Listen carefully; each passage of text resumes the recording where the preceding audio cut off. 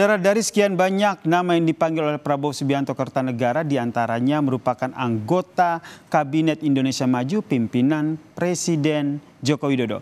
Kita lihat bersama saudara, beberapa diantaranya ini adalah nama calon menteri yang dipanggil oleh Prabowo Subianto. Ada nama Bahlil Lahadalia yang menjabat sebagai Menteri SDM, kemudian juga ada Erick Thohir, saudara, ini yang menjabat sebagai Menteri BUMN, lalu ada Tito Karnavian yang menjabat sebagai Mendagri, kemudian ada Pratikno yang menjabat sebagai Mensesnek, dan lalu ada Erlangga Hartarto, saudara, yang di pemerintahan Jokowi Ma'ruf ia menjabat sebagai Menko Perekonomian. Nah, Menteri Koordinator Perekonomian Erlangga Hartarto ini pun bilang bahwa ia diajak berdiskusi oleh Prabowo Subianto. Erlangga mengaku diberi arahan soal kondisi geopolitik, sementara soal posisi menteri, Erlangga bilang sesuai dengan bidang yang digelutinya selama ini.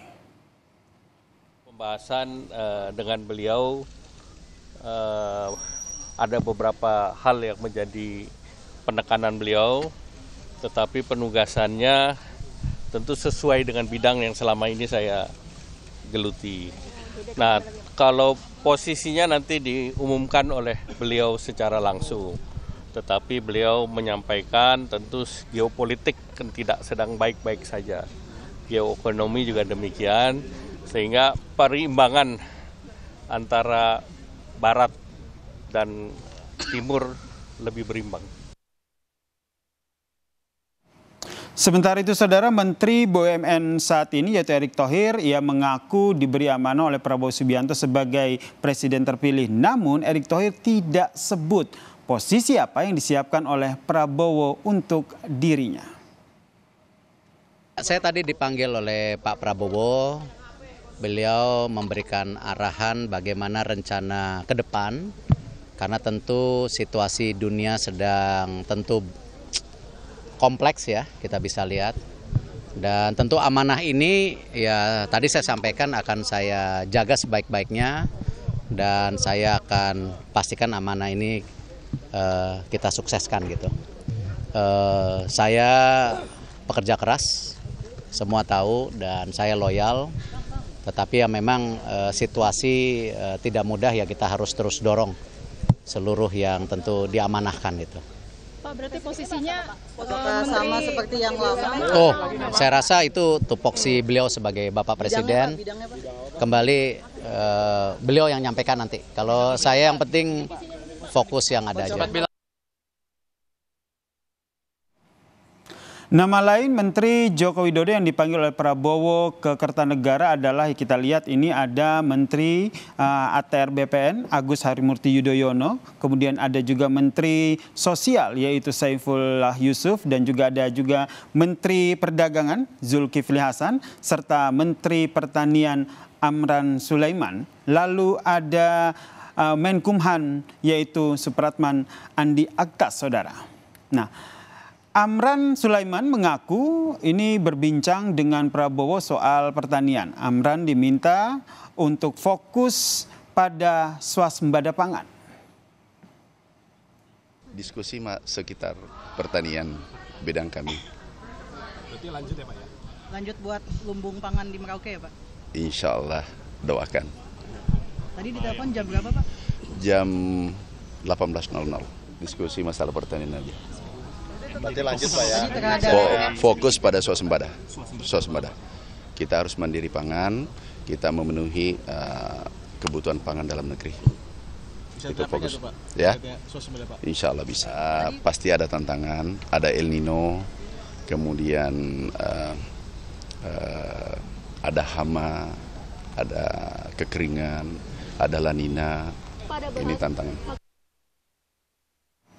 Nama lain di Menteri Pemerintahan Jokowi Ma'ruf yang juga dipanggil di Kertanegara adalah, kita lihat ini ada Wahyu Sakti Trenggono yang merupakan Menteri Kelautan dan Perikanan. Kemudian ini ada Dito Aryo Tejo, Menpora yang menjabat periode saat ini. Lalu ada Budi Gunadi Sadikin, Menteri Kesehatan. Lalu ada Sri Mulyani, Menteri Keuangan. Dan juga ada Rosan Roslani yang menjabat sebagai Menteri Investasi, saudara.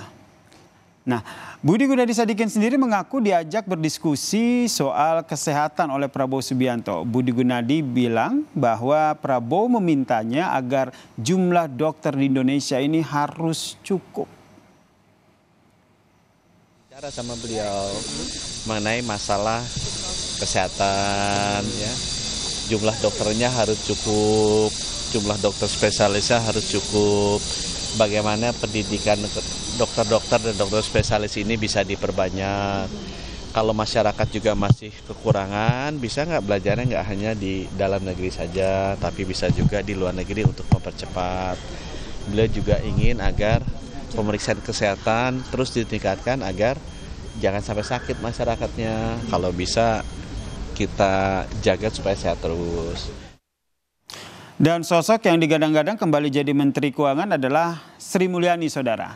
Dalam diskusinya dengan Prabowo Subianto, ia menyatakan bahwa ia berdiskusi soal RAPBN 2025. Dalam pertemuan kali ini, Sri Mulyani mengaku mendapat beberapa arahan dari Prabowo Subianto. Kemudian kita juga berdiskusi mengenai berbagai langkah untuk memperkuat Kementerian Keuangan dan Keuangan Negara untuk bisa mendukung program-program beliau. Makanya berbagai arahan mengenai pengelolaan dari sisi penerimaan negara, pajak, bea cukai, PNBP, belanja negara untuk kementerian lembaga maupun untuk transfer ke daerah, dan juga berbagai investasi yang dilakukan itu perlu dioptimalkan, ditingkatkan kualitasnya, diyakinkan untuk efektivitasnya, terutama untuk manfaat kepada masyarakat. Beliau perhatian sangat kepada bagaimana dampak APBN kepada masyarakat. Dan saudara, sejumlah nama yang dipanggil Prabowo ke Kertanegara ini merupakan kandidat kuat untuk menjadi menteri di kabinet pemerintahan Prabowo Gibran. Namun keputusan resmi mereka menjabat akan diketahui setelah pelantikan menteri mendatang.